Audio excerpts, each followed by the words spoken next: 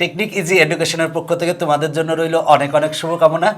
এখনকার পর্বে আমি তোমাদের এই দুইটা অঙ্ক সমাধান করাবো। দেখো বলা আছে যে 1 + 3 + 5 + 7 + ... ধারাটির n পদের সমষ্টি নির্ণয় করো। দেখো একটা ধারা দেওয়া আছে, ধারাটার n পদের সমষ্টি নির্ণয় করতে বলা আছে। যে ধারাটা দেওয়া আছে এটা কিন্তু একটা সমান্তর ধারা, কারণ দেখো যে ব্যাপারটা 3 - 1 = আসে 2, 5 - 3 = আসে 2, 7 - 2 7 - 5 = আসে 2। যে কোনো পদ বিয়োগ তার পূর্ববর্তী পদ করলে আমরা সমান পাচ্ছি, সুতরাং এটি একটি সমান্তর ধারা। তো এখন বলা আছে n পদের সমষ্টি কত। দেখো আমরা n পদের সমষ্টির সূত্র জানি হচ্ছে Sn = n/2 × 2a + n - 1 × d। এখানে a এবং d মানে প্রথম পদ এবং সাধারণ অন্তরের মান বসিয়ে ক্যালকুলেশন করলেই কিন্তু আমরা n তম পদের সমষ্টি পেয়ে যাব। এখানে দেখো যে ব্যাপারটা সেটা হলো যে এইখানে যে অঙ্কটা আমার দেওয়া আছে সেটা কিন্তু দেখো 1 + 3 + 5 + 7 এগুলো সবগুলোই কিন্তু জোর। আমরা জানি এই অঙ্কটার উত্তর কিন্তু আমরা একবারেই বলে দিতে পারি, কারণ তোমরা অষ্টম শ্রেণীতে পড়েছিলে যে বিজোড় সংখ্যার যোগফলের সূত্র হচ্ছে n², মানে এটা হচ্ছে এটা বিজোড় সংখ্যার ধারা। দেখো যে ধারাটা দেওয়া আছে এটা একটা বিজোড় সংখ্যা 1 + 3 + 5 + 7 + 9, এটা কিন্তু বিজোড় সংখ্যা। আমরা বিজোড় সংখ্যার যোগফলের সূত্র জানি হচ্ছে n²। যদি বলে প্রথম 5টা বিজোড় সংখ্যার যোগফলে সমান কত হবে, তার মানে 5², তার মানে 25 হবে। তো আমরা এইভাবে কিন্তু আমরা অষ্টম শ্রেণীতে শিখেছিলাম। কিন্তু এখানে দেখো আমার অঙ্কটা করতে হবে যে n পদের সমষ্টি কত। তাহলে লিখবো যে ধারাটির প্রথম পদ, দেখো প্রথম পদকে আমরা a দ্বারা প্রকাশ করি। প্রথম পদ a সমান হচ্ছে 1 এবং সাধারণ অন্তরকে আমরা d দ্বারা প্রকাশ করি। তাহলে যে কোনো পদ বিয়োগ তার পূর্ববর্তী পদ, তার মানে 3 - 1 = হচ্ছে 2। 3 - 1 সমান হয় 2, 5 - 3 সমান হয় 2, আবার 7 - 5 সমানও কিন্তু 2 হয়। তার মানে আমরা বিয়োগ করে সমান পাচ্ছি, অতএব ইহা একটি সমান্তর ধারা। তার মানে দেখো যে ব্যাপারটা আমরা প্রথম পদ a সমান পেয়েছি হচ্ছে 1 আর সাধারণ অন্তর d সমান পেয়েছি 3 - 1 সমান হচ্ছে 2। তার মানে দেখো ইহা একটি সমান্তর ধারা। তো সমান্তর ধারার ক্ষেত্রে আমরা জানি সমান্তর ধারার প্রথম n সংখ্যক পদের সমষ্টি সূত্র হচ্ছে Sn = n/2 × 2a + n - 1 × d। দেখো হচ্ছে এটা হচ্ছে সূত্র। আমরা এখানে এই সূত্রে a এবং d এর মান বসাই দিব। দেখো a এর মান হচ্ছে 1 আর d এর মান হচ্ছে 2, তার মানে আমরা পাই হচ্ছে n/2, 2 × a এর মান হচ্ছে 1 + n - 1 × d এর মান হচ্ছে 2, n/2 2 × 1 সমান হয় হচ্ছে 2 প্লাস আমরা ব্র্যাকেটটা তুলে দিব, এই 2 দ্বারা এই দুইটা গুণ করে দিব। n আর 2 গুণ করলে হয় 2n, -1 আর 2 গুণ করলে হয় -2 = দেখো এই 2টা হচ্ছে প্লাস আর এই 2টা হচ্ছে মাইনাস, তার মানে এইটা আর এইটা কাটা যায়। তার মানে আমরা পাই n/2 × 2n। এবার 2 আর এই 2 কাটা যায়, কারণ আমার দেখো যে ব্যাপারটা সেটা হলো লবের 2 আর হরের 2 কাটা যায়। n আর n গুণ করলে হয় হচ্ছে n², তার মানে অ্যান্সার হচ্ছে n²। দেখো বলা ছিল যে ধারাটির n পদের সমষ্টি বের করো। দেখো আমরা সমান্তর ধারা, যেহেতু এটা একটা সমান্তর ধারার n পদের সমষ্টির সূত্র জানি আমরা এইটা। এখানে আমরা a এবং d এর মান বসিয়ে ক্যালকুলেশন করে আমরা পেয়েছি n²। তার মানে আমার n পদের সমষ্টি হচ্ছে n²।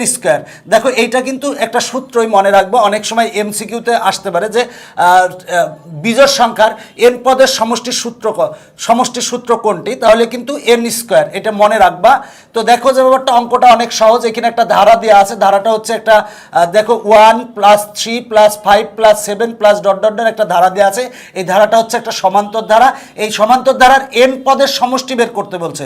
দেখো আমরা n পদের সমষ্টির সূত্র জানি হচ্ছে দেখো Sn = আমরা জানি যে n সংখ্যক পদের সমষ্টির সূত্র জানি হচ্ছে Sn = n/2 2a + n - 1 × d। এটা হচ্ছে আমরা সূত্র জানি। এখানে a আর d এর মান বসাবো। এ হচ্ছে প্রথম পদ, ধারাটার প্রথম পদ হচ্ছে 1 আর d হচ্ছে সাধারণ অন্তর আসছে হচ্ছে 2।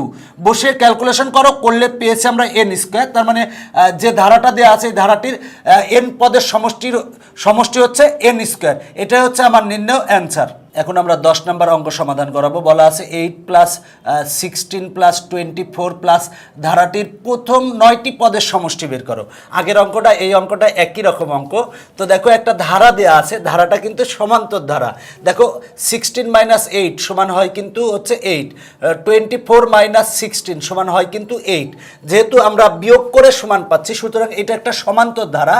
তো সমান্তর ধারার বলা আছে প্রথম 9টি পদের সমষ্টি বের করো। তাহলে আমরা n সংখ্যক পদের সমষ্টি জানি, সূত্র জানি হচ্ছে এইটা। n সংখ্যক পদের সমষ্টি নির্ণয়ের সূত্র হচ্ছে এইটা।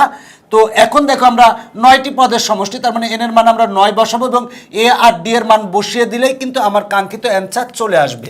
তো দেখো আমরা লিখব ধারাটির প্রথম পদ, প্রথম পদকে a দ্বারা প্রকাশ করা হয়। প্রথম পদ a সমান হচ্ছে 8 এবং সাধারণ অন্তরকে আমরা d দ্বারা প্রকাশ করি। 16 মাইনাস 8 সমান আসে হচ্ছে 8, আবার 24 মাইনাস 16 সমানও 8ই আসবে। তাহলে লিখতে পারি অতএব ইহা একটি সমান্তর ধারা। আমরা জানি সমান্তর ধারার প্রথম n সংখ্যক পদের সমষ্টি নির্ণয়ের সূত্র হচ্ছে s n equal to n/2 into 2a plus n-1 into d। এই সূত্রটা আমরা জানি। এখন বলা আছে 9টি পদের সমষ্টি বের করো। তাহলে লিখবো অতএব 9টি পদের সমষ্টি।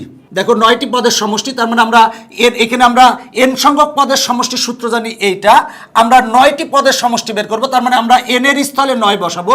তার মানে s9 equal to 9/2 2a plus n- এখানে কিন্তু আমরা n এর স্থলে 9 বসাবো, 9-1 ইন্টু d। দেখো 9টি পদের সমষ্টি আমরা এখানে যেখানে n ছিল আমরা n এর স্থলে 9 বসিয়েছি, কারণ বলা আছে 9টি পদের সমষ্টি বের করো। তাহলে আমরা n এর স্থলে 9 বসিয়েছি। এখন a এবং d এর মান বসিয়ে ক্যালকুলেশন করলেই কিন্তু আমরা 9টি পদের সমষ্টি আমরা পেয়ে যাব। Equal to 9/2।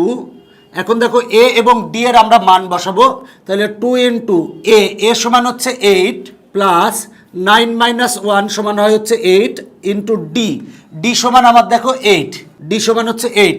আমরা যদি এটা ক্যালকুলেশন করলে কি পাই দেখো 9/2, 8 আর 2 যদি আমরা গুণ করি তাহলে 8 আর 2 মিলে হয় হচ্ছে 16 প্লাস 8 আর 8 যদি গুণ করি তাহলে হয় হচ্ছে 64 ইকুয়াল টু 9/2 ইন্টু 16 প্লাস 64 সমান হয় হচ্ছে 80।